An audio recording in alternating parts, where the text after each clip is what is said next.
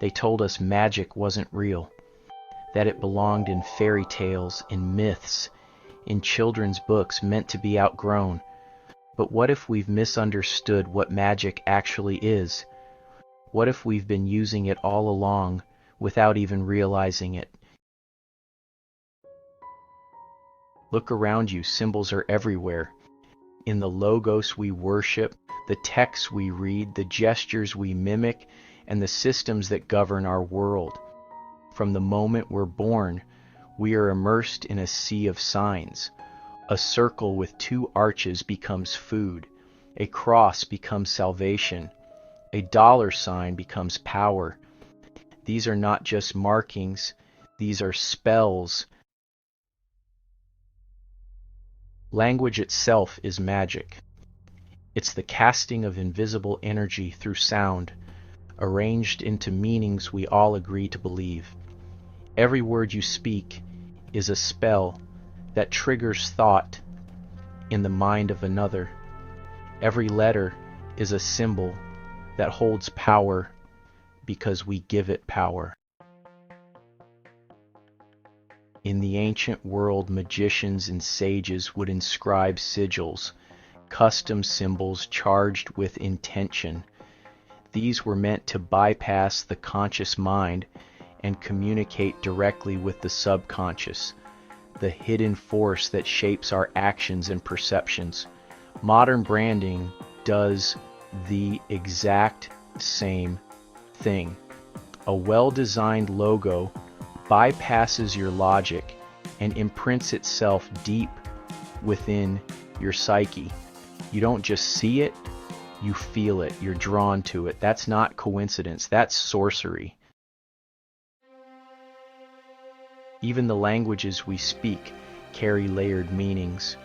Consider the phrase to spell a word. The very act of spelling, of arranging letters into meaning, is a linguistic nod to the arcane. Why do we say we cast a vote, or cast a play, or broadcast a signal? These aren't accidents, words are wands, and those who master them wield influence beyond measure. Throughout history, sacred geometry has encoded universal truths into shapes and proportions. The golden ratio, the seed of life, the mandala. These patterns recur in nature, in the architecture of temples, and even in the layout of your neural pathways. These are not random designs. These are maps of reality itself. To understand them is to understand the underlying order of the universe, and to recreate them with intention is to align yourself with that order. That too is magic.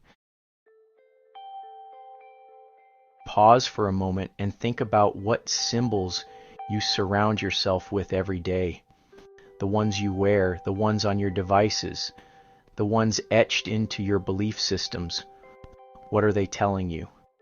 What are they casting upon you? Before we go deeper, if you're feeling the pull of this exploration, if something inside you is whispering that this might actually be real, I've placed some powerful links in the description. They go deeper into the rabbit hole, sources, tools, and forgotten knowledge that can help you begin decoding the symbols in your life. This isn't just about learning, it's about remembering. Now back to the spell. In ancient cultures, the priest, the poet, and the magician were often the same person. Why? Because they understood the power of language, rhythm, and symbol. The spoken word was not entertainment, it was invocation. The chant, the mantra, the prayer, these were designed to vibrate reality into a new state, and they still do. Modern science is just beginning to touch the edge of this. Quantum theory tells us that observation affects reality. Psychology tells us that belief shapes perception. Marketing tells us that framing can manipulate behavior.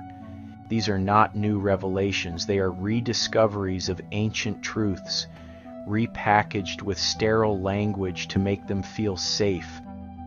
But magic isn't meant to be safe. It's meant to be transformative. Think about dreams. In dreams, symbols become real. A staircase becomes a memory. A door becomes a decision. A monster becomes your fear.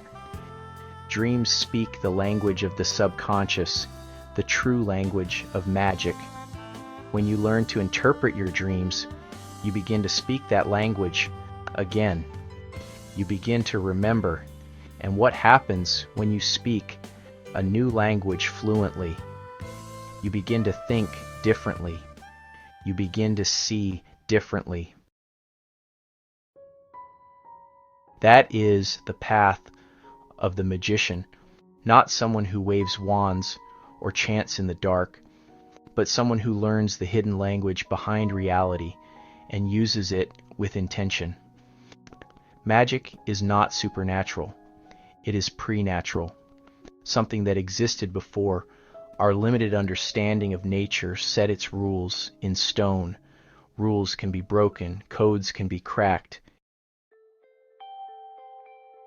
and symbols can be reprogrammed. Look at the world right now. People are waking up. They're seeing the cracks in the illusion. They're realizing that everything they believed was solid is actually built on symbols, ideas, and agreements.